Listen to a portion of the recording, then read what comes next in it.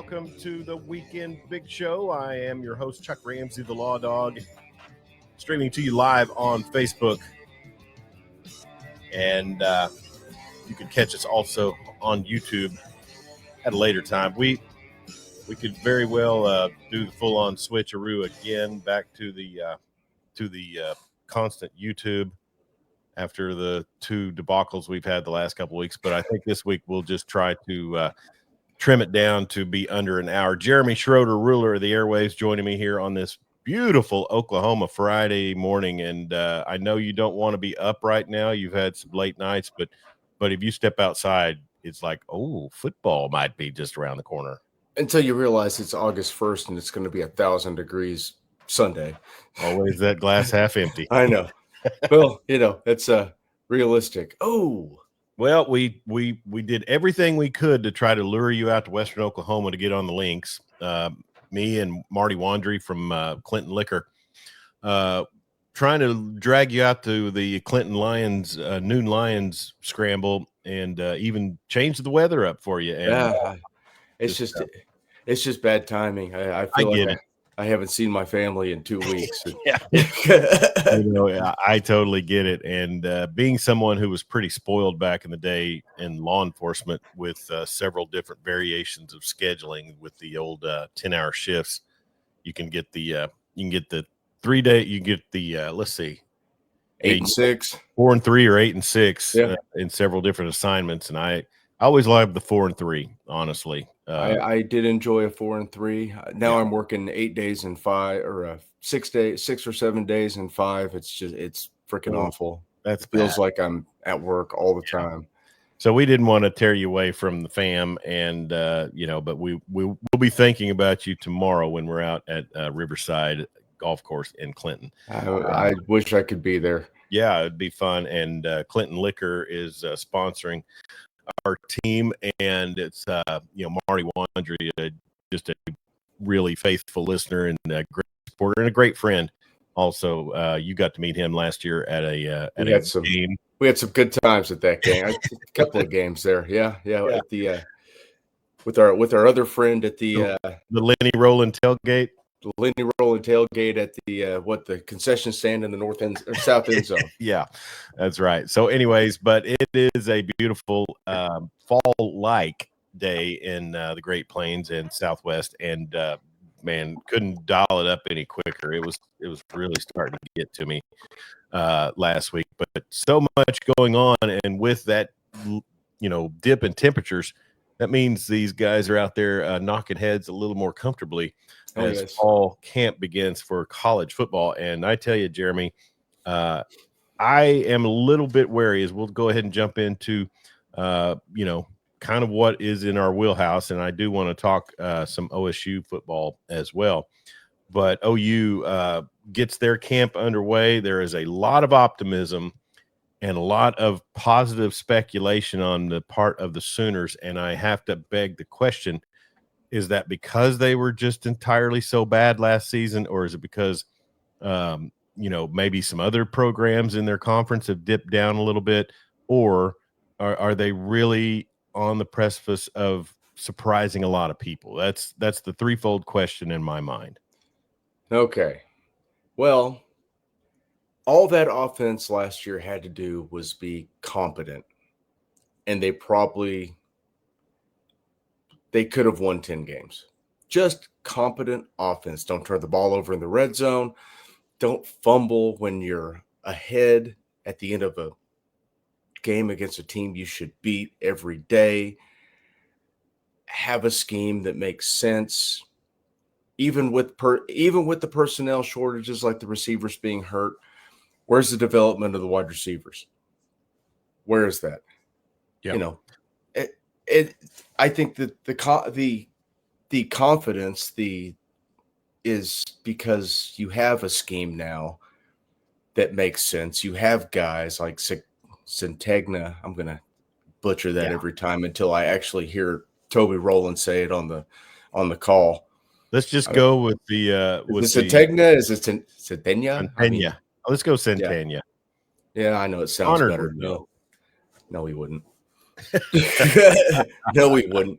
He doesn't know what the wing T formation is. Yeah, that was an interesting text thread last night. Tell him to watch some film of Bud Wilkinson. Yeah, and kudos to Midwest City. Keep the tradition alive. That's what I say. But you have the running back room. There's optimism with the offensive line looking better because health is a beautiful thing. If you start camp with the same 5 guys you started last year, there's got to be improvement. When they started camp last year, their 5 offensive linemen, I think 4 of them missed most of the season.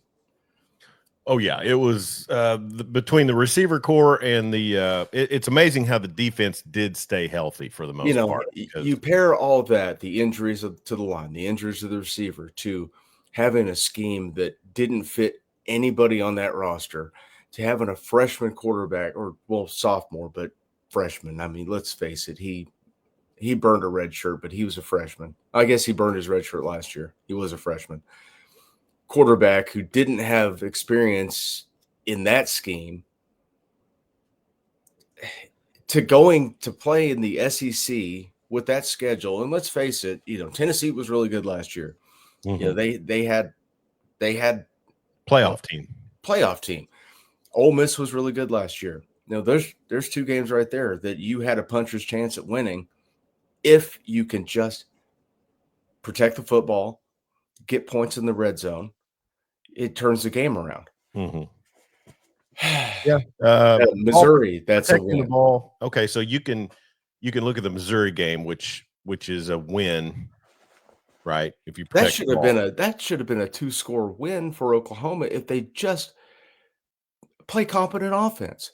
Okay, so you've got Missouri, and then I could probably buy into the. I could probably buy into the Tennessee game being at least a 50-50 and going into the fourth quarter. That's at home. You had 3 red zone appearances in the first half, and you did nothing with them. Texas isn't a 34-3 shellacking because you're in the red zone so much and you get no points. Yeah. Ole Miss on the road. You have the lead at halftime. Yeah, and if you go out and do just about anything, probably in the second half, you have a good chance to come out. It's not a nail biter against a bad Auburn team. Yeah.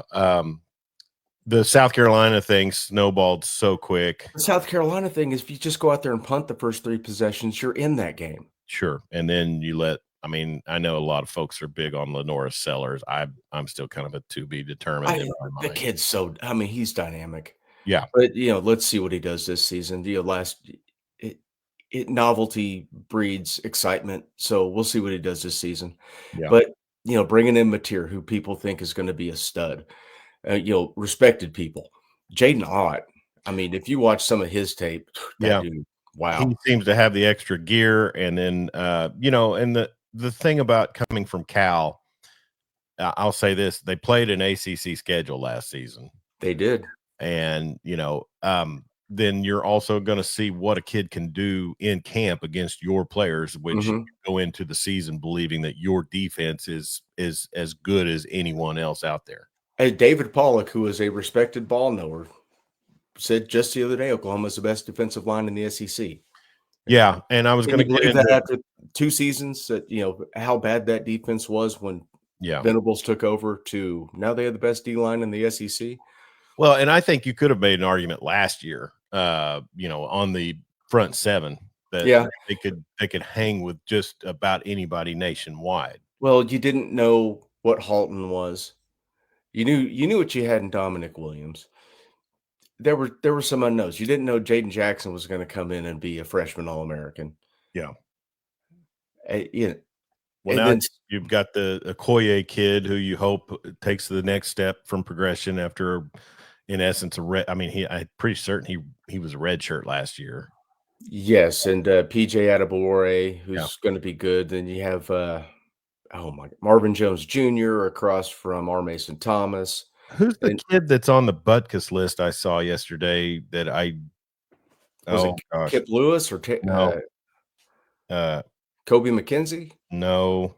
Oh, dadgummit. Butkus is. Are you talking about from Oklahoma? Yeah, he was listed as a. Got to be Kip because you don't. It was two. Butkus is linebackers.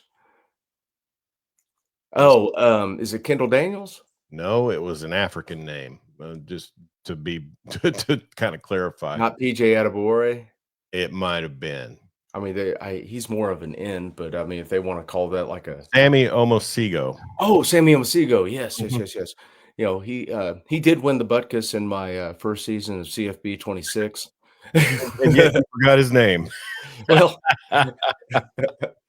hey, like I said, I'm tired, bro. You're sure. And you're tired, and we're both over 50. So, anyways, well, I mean, I know there's a lot of optimism, and I'll just play devil's advocate for purposes.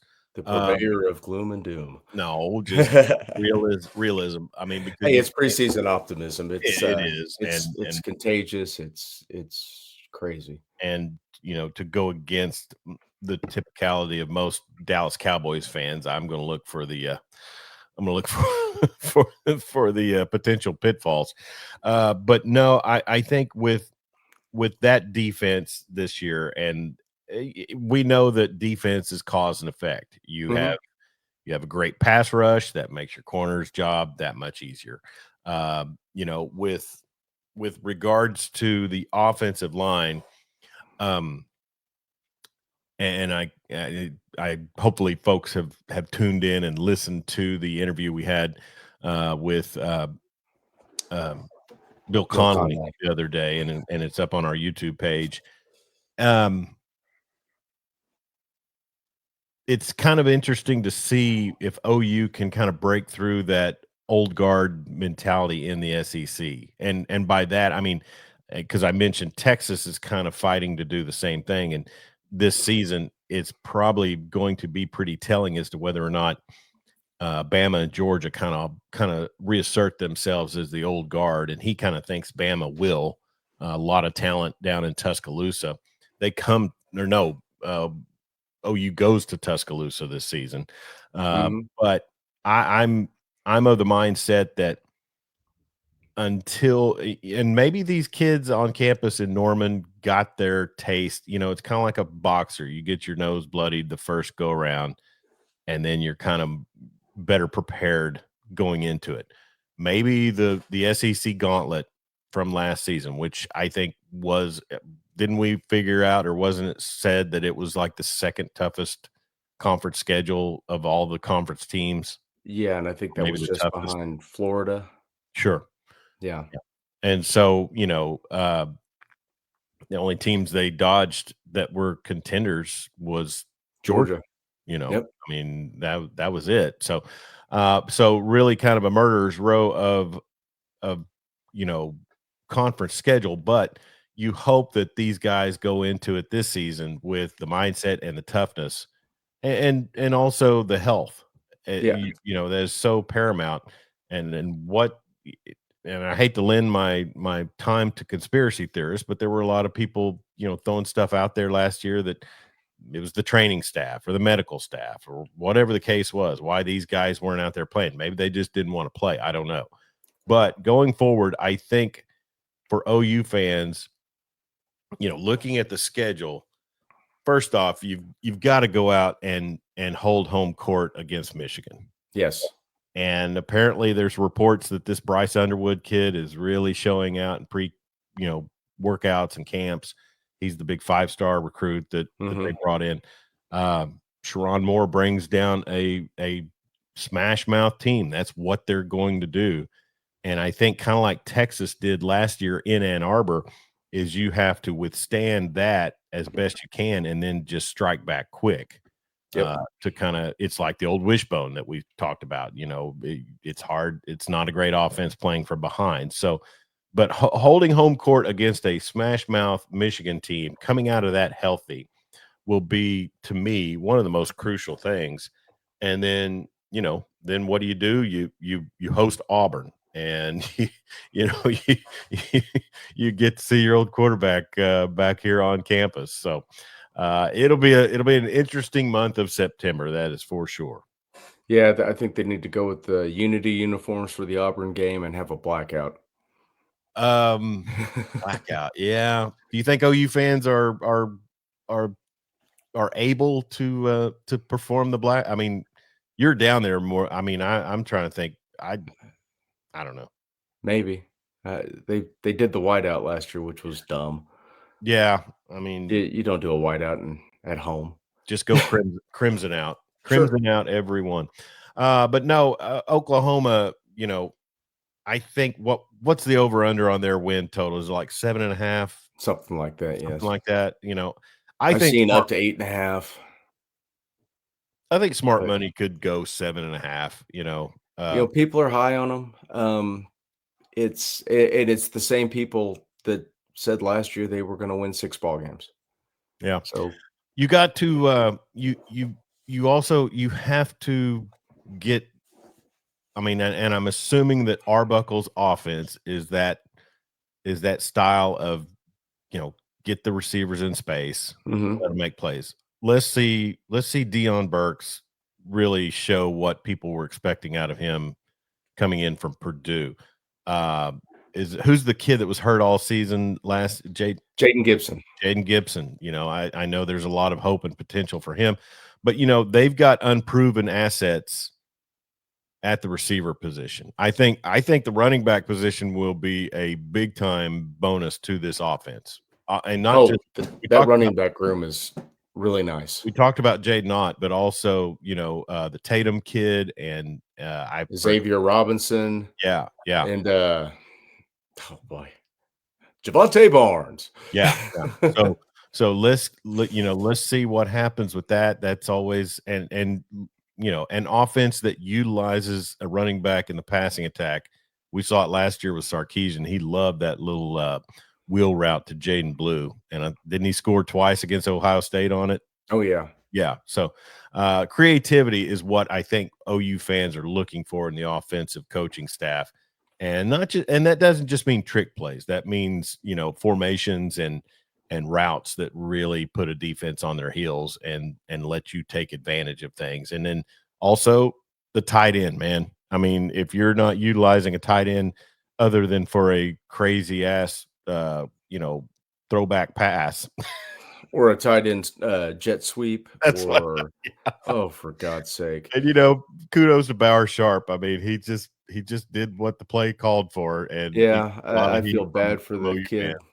I feel bad for the kid when his OC tried to make him the focal point of the offense. Yeah.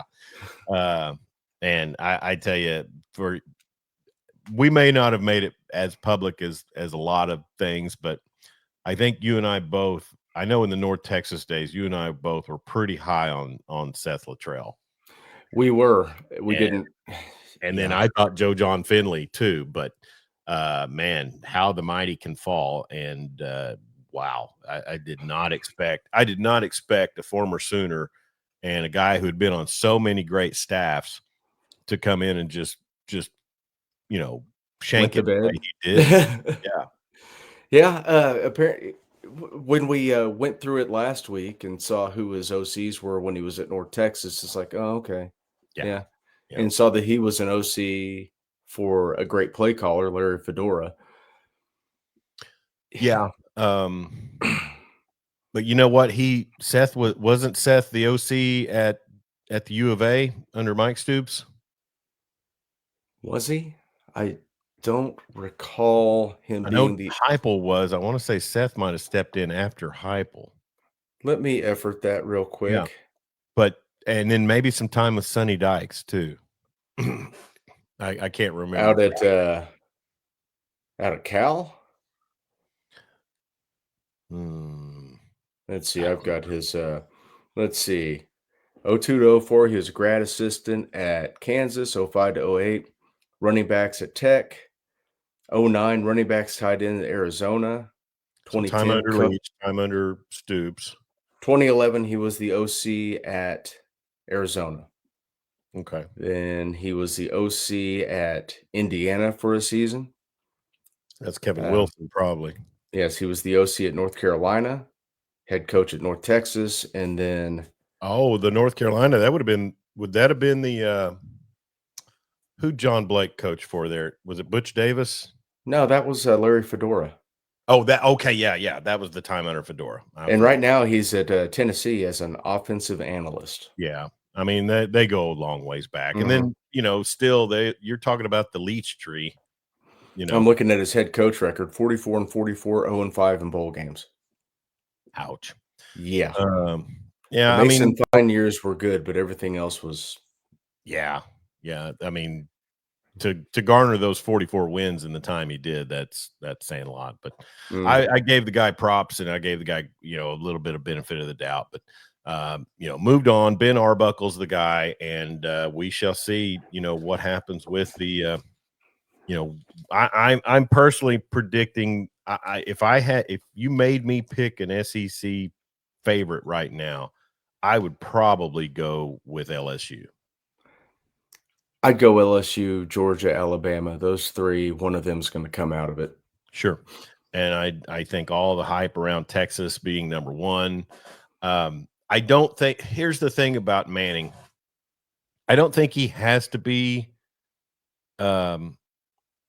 he doesn't have to be Baker Mayfield. He doesn't have to be, even Colt McCoy. That team should be stacked enough that he could be basically AJ McCarron, and they win a lot of games. Well, let's just see. Let's just see what happens in the first few games before people start crowning him as because he's not, his dad's not Eli or Peyton. It's Coop. Yeah.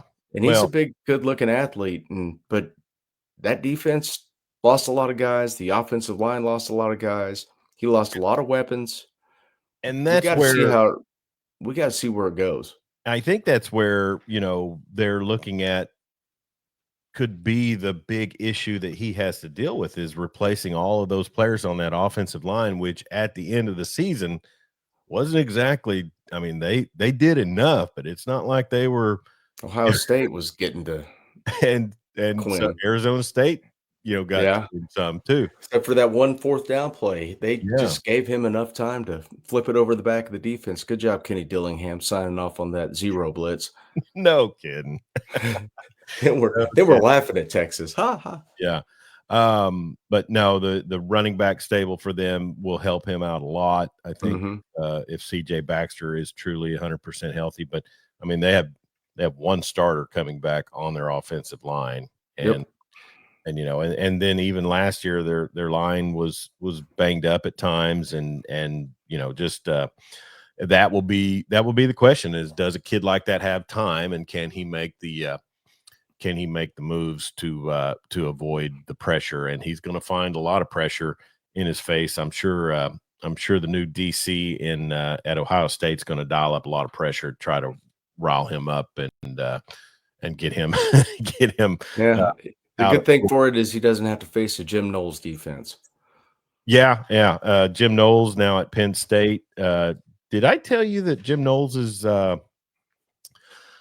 don't know if they're married yet, but it would, at the time, it was his future stepson played for Weatherford. Did we talk about that?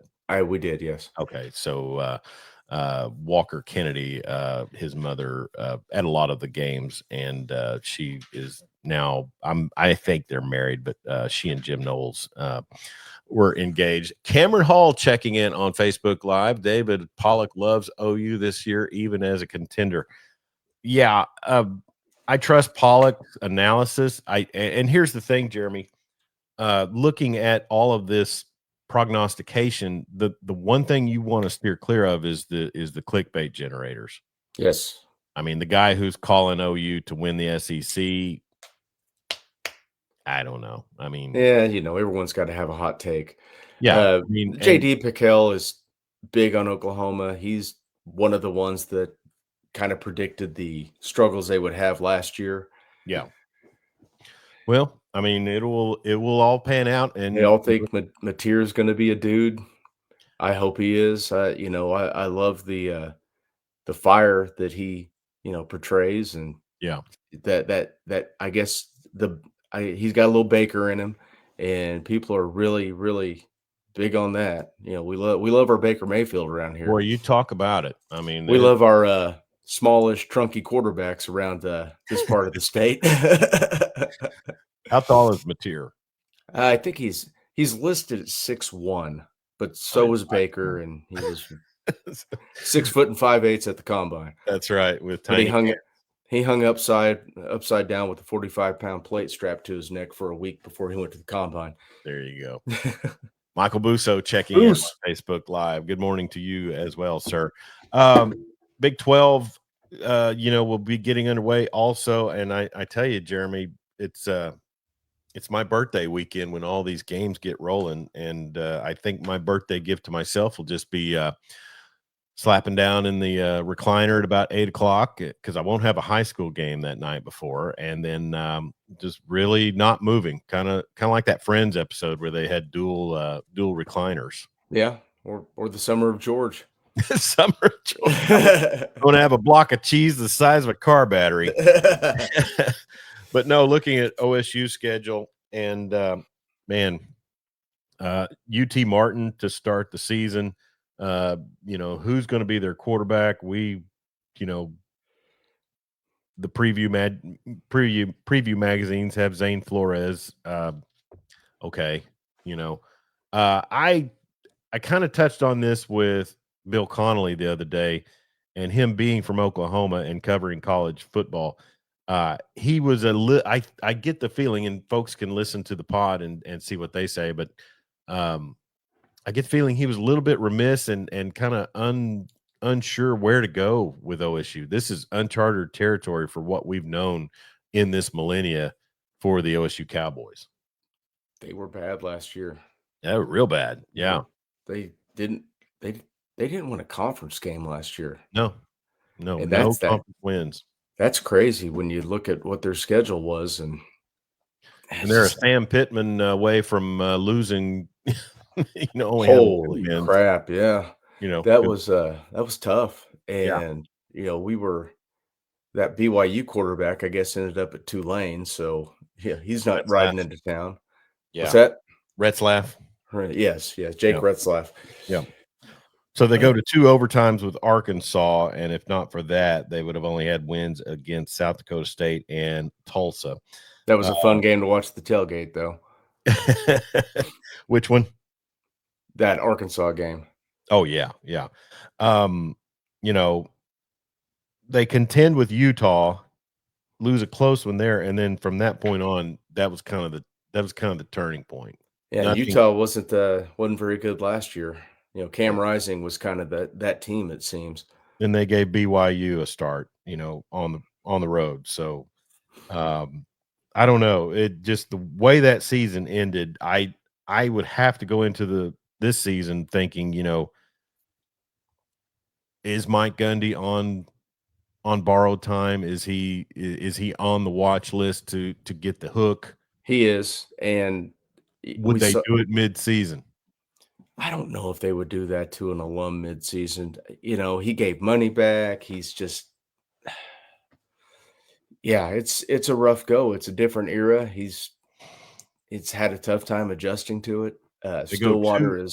Stillwater's kind of a tough sell when it's NIL-based recruiting. They don't have Boone Pickens around anymore to throw bags of cash in. Can you imagine that dude in this era? Yeah. We're seeing it with Cody Campbell down at Tech. Exactly. You'd be talking about Oklahoma State as a contender if they still had that those Boone Pickens bags of cash. So do we think you'll love this one? Cam Hall, did they give Rising a 10th year? I think he could have. I think he could have, but I don't know if he's going to, but I think he decided he was probably done because his body just can't take it anymore. I know he's on staff at Utah. Yeah. As an analyst or a grad assistant, analyst is for fired head coaches. He might be an analyst therapist. Oh, man.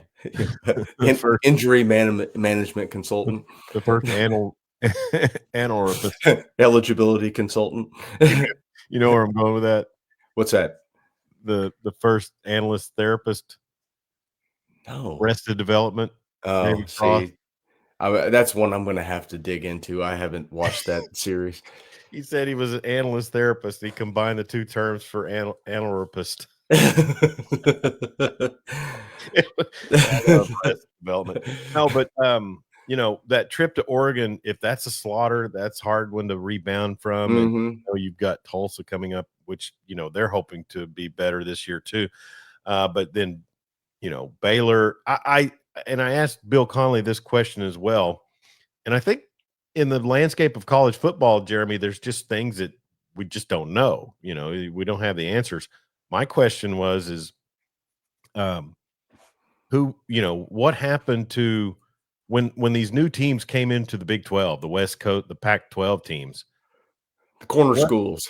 What happened to the old guard of the Big 12? I mean, it was supposed to be, summer of Sonny and summer of Dave Aranda, who, for some reason decided to go on a tirade about midgets. I don't know. Aranda just kind of needs to stick with what he does, which is deadpan, don't give too much away. Just kind of really boring to watch. He tried to throw something out there that it works if you're Mike Leach. It doesn't work if you're Dave Aranda. Yeah. I don't. Don't try to. I think, to be king. But I think Baylor's going to be better this year. They'll obviously be solid defensively. I know Texas TCU is predicted to have one of the top quarterbacks in the conference with John Hoover. Yeah, and you're going to have to, you're going to have patience with some of these schools because they're not huge destination schools that are going to be able to sustain 10 years of success like some of these big boys are in this era. I want to know, in this era of NIL and revenue sharing, are the restrictions taken off as far as like private planes being able to bring in recruits? Because we knew that's what dealt the death blow to K-State in a way. What, the limited use of private planes? Couldn't fly recruits into Manhattan. You had to go pick them up in Kansas City and then bring them in. It's That's the way a nice little trip described. Yeah. So they couldn't even fly them into Forbes Field in Topeka, Kansas? Topeka. Man, at least that's only a 60-mile drive. We're talking like 90 miles from MCI to. And I haven't kept up with recruiting regulations enough to know if that stuck or how the teams that were kind of remote tolerate that. But it'd be kind of the same thing with OSU. I mean, it's an hour drive from the Willie to Stillwater, as opposed it's to an hour and 15, or it's a little bit shorter to Tulsa.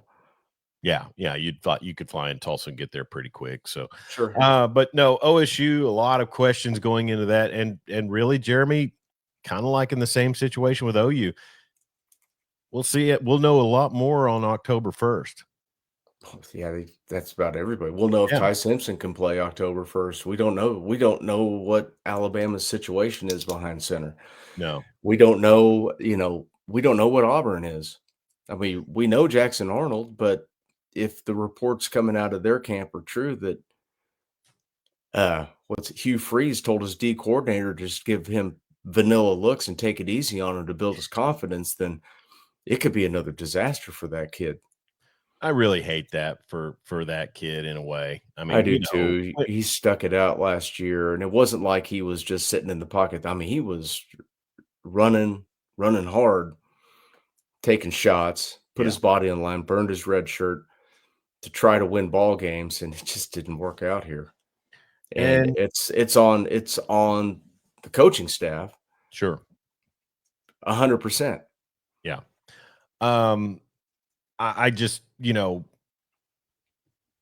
you bring in that kind of level talent, the 5-star quarterback, dominating at the Elite 11 and all that stuff that goes along with the fanfare of your big time quarterback.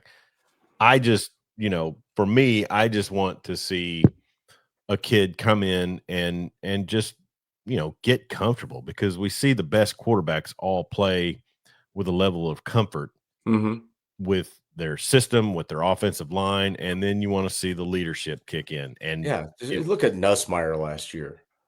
Exactly. The comfort that dude had, the training staff, reattaching his shoulder after the first quarter hit from R. Mason Thomas. We got guys with thigh contusion. We can't rub some dirt on that and get it back out there. Come on, let's go. go play, dude. Especially when you got the bag sitting there at home that you collected for being here.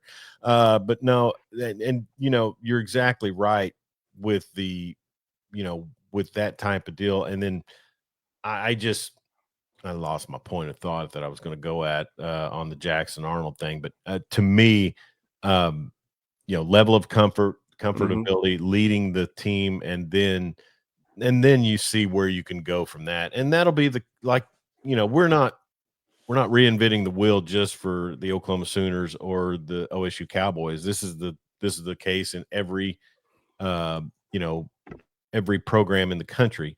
My thing is we know that there's those coaches out there who have been quarterback whisperers. I mean, love him or hate him, Lincoln Riley got the most out of his quarterbacks in Norman, and probably why he's jumped ship on so many quarterbacks since Caleb, I don't know, but that's the thing is you want to see you see these big offensive minds and these guys who have done it forever, and I'm sure it's a crapshoot every season who's going to come in. I've saw tweets yesterday, Jeremy, about the backup kid or the kid that's new in the program at Texas. He's wowing everybody. So, could there be they struggle early if they struggle on the road at Gainesville? Well, we've seen that one played out. Quinn Ewers had his struggles, but Sark is one of those guys. I don't think that Arch is going to have those kind of struggles just because the system is so built for quarterbacks to succeed. And Arch is a good player. I would be shocked if Arch is not at least, top half of the league in quarterback play next year. Well, sure. Just because of the talent level, the system, the guys he has around him. But can you imagine the uproar, the talking heads on the mothership just losing it if Arch comes out and is just mid?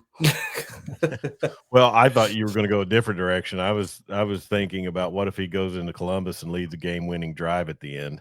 Oh man, can you imagine prepare thyself? Oh my gosh. I mean, should Arch sit out the rest of the season to enter the draft? Oh yeah, exactly. Hey, speaking of college football, our good friend and friend of the program, former member of the Unholy Triumvirate, Corey Hogue. Find him on Twitter at Corey Hogue Sports, Hogue Hogue. He has started a new podcast and it dropped, it's going to premiere August 20th. I used the phrase drop and I kind of regret it now. He will premiere, podcast drops or okay. That's for the younger folk. But it's called the Cut Block Podcast. And we shared that on our Twitter page at Law Dog Sports. And we look forward to hearing Corey Hogue talk about non-FBS football. And as you can see, Jeremy, I am sporting the Southwestern Oklahoma State University Bulldog cap. So I'll try to influence Corey to talk about some great American Conference football because everybody wants to know how University of Arkansas at Magnolia. Is that a real thing? What is it? Is it Southern? Let's see. Southern Arkansas is in Arkadelphia. I think Monticello is the furthest southeast school in that conference. I think they're Arkansas Monticello. Okay. And I think that's like a 9-hour drive from Oklahoma City. August 20th, the premiere podcast drops August 20th. The Cut Block Podcast. So we're excited for Corey, and I'm going to do my best to help him out because the almighty Dave Campbell's Texas Football, he wouldn't say so, but I think they made a mistake cutting him. They did. Others. They did. He is all over the state of Texas, yeah, covering all 1,400 college programs that aren't UT Austin. Yeah, because there's a guy that's a tech poster, Flatland Sports, and he put a map up that had the emblem of every Texas program by county, and I think it was all of the FBS programs or maybe FCS too, maybe. Yes. But anyways, I said Corey Hogue can name every head coach in 30 He seconds. could. He could probably name every starting quarterback for each one of those schools. And he got the invite to join us today, but he said he's busy. So, but he'll. My theory is I'm just going to send the invite. If he's available, he's free to jump on. We love having Corey Hogue. But the Cut Block podcast will premiere on August 20th. So, Jeremy, we missed some topics last week, and I felt really bad. One said trade. Or was it? I forget. Was it a trade or was it a free agency signing? But Chris Paul goes back to the Clippers, and I think the funniest thing, and here's the thing: I don't think anybody that has Chris Paul on a roster, whether it be for a year, whether it be for 2, ever looks at him and says, "Man, I'm glad that guy's gone." Sure. I think Chris Paul is one of those guys that he makes the culture better wherever he's been. He definitely does. He was great the season he was back here. That team was, swinging away because they lost so much. Yeah. You lost Paul George, you lose Jeremy Grant. Yeah. You lose. I hated that one. Maybe because you lose Russell Westbrook. And I really wanted to see Jeremy Grant stick around. He's, that's Harvey's boy. Yeah, I was going to say come on, that's man. heritage right there. I loved watching Harvey Grant play That's for Billy right. Tubbs down One in of Norman. my favorites. Wow. Yeah, and so Chris Paul comes in, and I think they touched on it a bit, but the media in the finals, hated to show too much about SGA, but obviously the influence of Chris Paul on Shai Gilgeous-Alexander in that season was huge. And Lou Dort was on that squad. Yeah. So, and I think he probably did the same thing last year in San Antonio. I mean, that's who he is. The sad thing is he's going to a Clippers team. They're so old that I don't think his culture implementation and his reinforcement of culture can do much with that crew. Well, he's played with Harden when they were in Houston, mm-hmm. and we saw how that ended. Yeah. 71 missed threes in a game 7. Mm-hmm. Kawhi Leonard, that guy's just an enigma. He's who could tell? He's going to play. He's not going to play. He's a robot, but he breaks down all the time. Yeah. The big center was Zubac. I think he's probably the most productive, stable guy they have on that roster. And they've got a wing defender that they're pretty high on as well. Terrence, is it? Yeah, that Terrence guy. Mann. No, no, that was Trey Man. Trey. But anyways, the thing is I think that after that trade went down, and I feel so terrible for whiffing on this last week, but somebody posted a picture of all of them, on Twitter and says, who can stop this team? Who's going to stop this team? And the first comment says, "This photo smells like Ben Gay." 3 games in 4 nights can stop that team.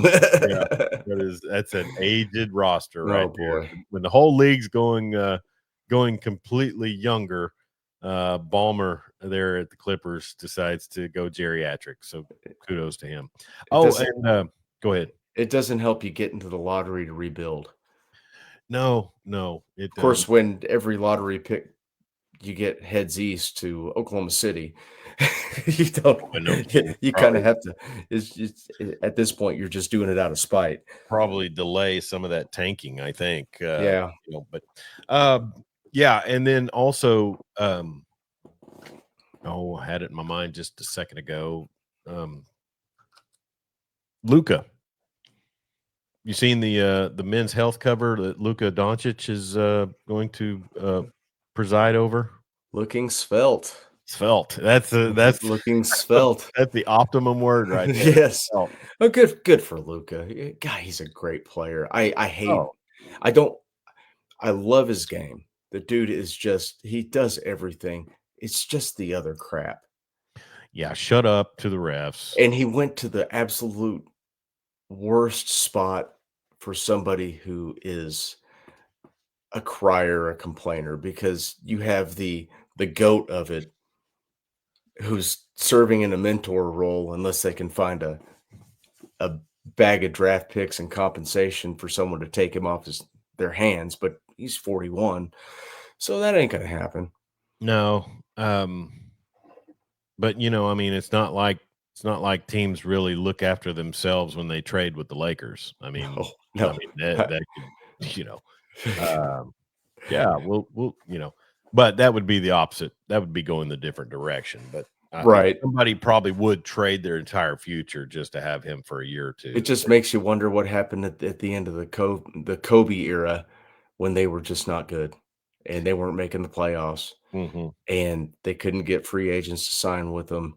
Why didn't the league step in and say, "Oh yeah, you need to trade who was trade Kawhi to the Lakers?" Yeah, exactly. So I don't know. It's funny to think about this, Jeremy, but when I look at the calendar and we are on August 1st, in essence, we would be 2.5 months away from NBA training camp. It's crazy, right? That is nuts. It I just mean, seems the like finals yesterday. finals seem to go forever. Yeah. You know, It is the NBA season is just a massive grind. it is. And according to the talking heads, the regular season doesn't matter. No, but it's 82 games. Yeah. Maybe they should just, go year round. Yeah. Let's Why just not? go year round. Space the games out. No back-to-backs. No. Hall of Fame game last night as football got underway, and here's a guy. You know, Yay, football's back. Here's a guy turns TV off. we mentioned our, we, we mentioned our friend Marty Wandry at Clinton Liquor. He posted a picture last night. He was down for it. He was there for he was on the back patio with the TV going and watching some Hall of Fame game. Trey Lance, man, I guess he came out and we're talking about a number 3 pick and was expected to take the 49ers to the next level. Instead, it was Mr. Irrelevant. But Trey Lance and never got a crack at anything in Dallas. No. Um, maybe a Harbaugh system, At maybe he can Dallas, regenerate his career to at least be a regular backup. the Dallas thing blows my mind, and maybe Cam can speak on this, but you weren't going anywhere with Cooper Rush. No. You weren't. Why not? You only have a 5th round pick invested in this guy. Let him go. If he flames out, well, you're picking high. You're getting you can probably you have your pick of the next generational guy to lead some position group on that team. Sure. But you stick with Cooper Rush, you're mid, you pick, where do they pick? 13th? Yeah. Yeah, you're picking in the middle of the first round. Just I don't I get it. You have a coach coaching for his job. You were gonna fire him anyways. It wasn't gonna work out. When Dak went down, you knew it was over. Yeah.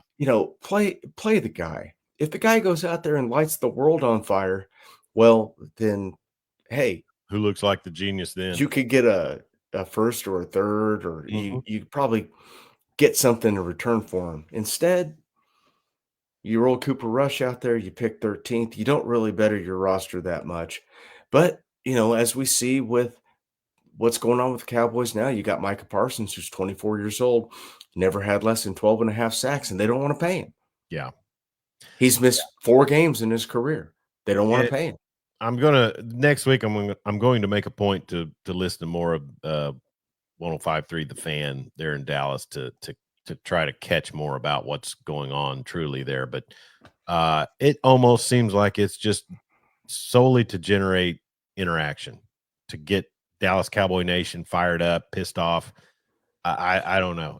They should be pissed off. They are the most maniacal, twisted ownership group.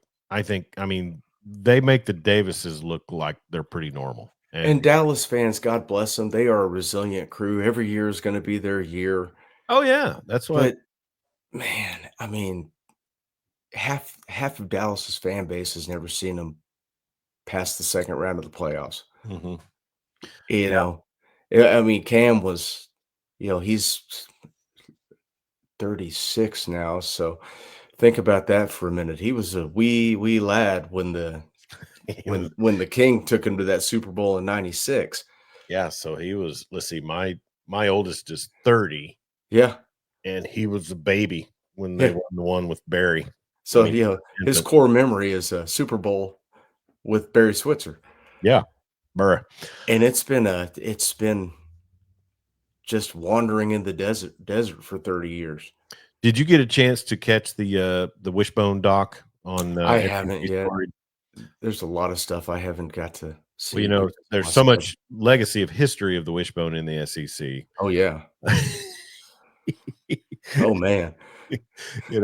But I I mean, I everyone knew in that. the SEC was running the veer until '94. Yeah, and Bear Bryant just whips it out there for a couple of seasons, and then all of a sudden he's one of the fathers. So Uh-huh. Oh, of course. Yeah. I mean, we put people on the moon before African American played football at the University of Alabama and thank Texas. you, thank you, in And Texas. UT Austin. Yeah, I whipped out the UT Austin on a woman the other night in a burnt orange shirt, and she gave me the dirtiest oh, look. did you? Yeah. Nice job.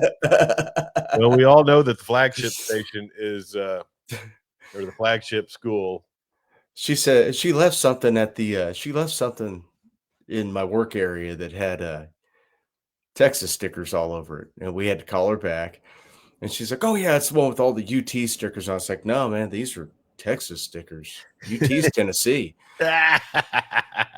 Nice. She looked at me confused. I said, "Oh, you mean UT Austin?" UT And Austin. that's when the eyes squinted, the stink eye came out. Nicely done. Hey, OU's got to come back Oh yeah. season because there's a lot of burnt orange floating around Oh, here. I know, and I've got a lot of pent up aggression for those people. Did you ask her if she also had a Lakers and Yankees jersey inside the No, bag? I reserve those for the Yeah, I roll guess tide people. Yeah, High tide. High tide. High tide. High tide. Trade deadline, Jeremy, and your Cubs. I saw on Bob Kemp's website that he didn't really feel like they did enough to kind of get the starting pitching going. Rough series against Milwaukee earlier in the week. I don't know. I was kind of hoping for your sake, and particularly on the heels of the loss of Ryan Sandberg, that the Cubs would be a little more movers and really make a push to get this season kind of really make a run at it. I like the Castro move. The only time you can get a Swiss Army knife type guy, Sure. they got a Taylor Rogers from the Pirates who seem to be in fire sale mode every trade deadline. Boy, so the D-backs. And Mike Soroka, they grabbed a couple Mike Soroka and Andrew Kittredge. Mm-hmm. So well, the Rangers kind of, and when we talked to John Moore earlier in the month, well, it was last month actually, today's August 1st. And happy MTV debut day, by the way. I think it's 44 years ago now. Yeah. 14 years worth of music. Right. Quit playing music 30 years ago. Now it's now it's just ridiculousness? 24 hours a day. Oh, it is. Yeah. Rangers trade for Merrill Kelly from the D-backs. Can't read my, who's got about a 3.5 ERA and has been just kind of steady for them. And the D-backs went in fire sale mode. But then 2 relievers. So, I mean, I was kind of hoping for a big bang offensive trade by the Rangers, and Lord knows we were trying to wheel Mike Trout to Arlington. Yeah, I'd like to be able to watch Mike Trout on TV. I'm never going to get my wish, even if it's an old Mike Trout. Yeah, it's hilarious because I mean, like they had a series going, and it's like the Angels are on people. You see the Dodgers making moves like, What could you possibly need? Yeah. Exactly. Charlie Morton makes the move once again, and he's one of my favorite pitchers from those Astros squads. He'll be a Tiger. And then Carlos Correa and the Twins kind of got eviscerated in this trade deadline. The Twins send Carlos Correa back to Houston, and he was one of the primary trash can guys, wasn't he? Oh yeah. I mean, he was one of the biggest beneficiaries, if I remember right. He's going to bring his what were they beating it with, a bat? Yeah, but like a shillelagh. Yeah. Well, listen, we're at 55 minutes, and I think you know what that means. If we top 50 minutes, we'll get cut off. So I'm going to try to make a decent segue. But I mentioned it, man, Super Sky Point to rip off Super 70 Sports, but Ryan Sandberg, big time loss there for Cubs Nation. And really, Jeremy, when you look at it, just a true staple of cable. I mean, you can talk about Larry King, you can talk about CNN, but Ryan Sandberg on WGN throughout the 80s and early 90s. He was like the K-Tel record set of baseball players. You were gonna see Ryan Sandberg on TV. Oh heck yes, every single day. Just pop down in the summer, turn on WGN, listen to Harry Carey drunkenly mumble through a broadcast. But man, those were great memories. Watching Sandberg, 4,000 games without an error. I mean, he didn't have any range, so he wasn't getting a lot of balls, but man, he was good. And then he took the year off, came back, hit 25 bombs. My first experience with WGN and the Cubs was when I came to OCU in 1988, and the lobby had cable, and had people that would sit. And I remember that's when I first realized, and plus I lived on the baseball floor my freshman year, so a lot of Ryan Sandberg fans, and he was a big Hawk was on that team. Yeah, and Sean Dunston, that's a Cub. Love Sean Dunston. Mine, yeah. But just a big time, and that was when Maddox was still a Cub. Maddox was a Cub. That was a year after the Eric Schau beating, when Maddox came out and hit Benito Santiago and they got sent to the minors. Never went back.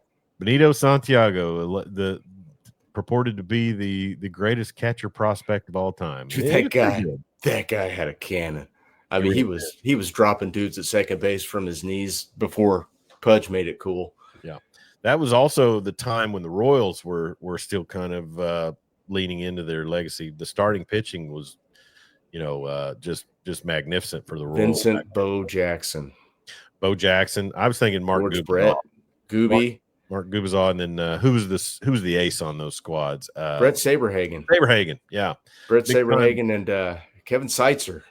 But nobody was Seitzer. Nobody was going to top Kirby Puckett and the Twins if they got them in a 7-game series with home field advantage. A guy that I loved on those Royals team, and I'm sorry, you just brought up old baseball. Dan Quisenberry. Yeah.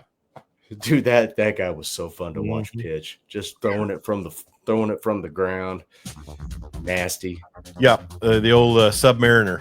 Submariner or Submariner? I think Submariner. Submariner. But, Super Sky points to him as well from the brain aneurysm. Sadly, this time of year, and as I get older, it's just a complete laundry list of more and more and more. So sad, but kudos and rest in peace to Ryan Sandberg. Hey, did you watch Happy Gilmore 2? I did. Loved it. Did too. Yes. It's what I needed for this terrible month. If you know what it is going in, you love it. Oh, yeah. I wasn't expecting Godfather 2. He's Jeremy Schroeder, ruler of the airways. I'm Chuck Ramsey, the Law Dog. Be sure and follow us on Facebook at Law Dog Sports, Twitter, X, and Instagram. Also, subscribe to our YouTube page at Law Dog Sports, and check out our interview with ESPN college football writer Bill Connolly. Jeremy, have a great weekend, bud. You too. And I will try and be out on the golf course tomorrow with Marty Wandry from Clinton Liquor. And we'll be thinking of you. Take a little toast for you as well. Be sure and be safe out there. Don't text and drive, and sure don't drink and drive. And we'll talk to you real soon.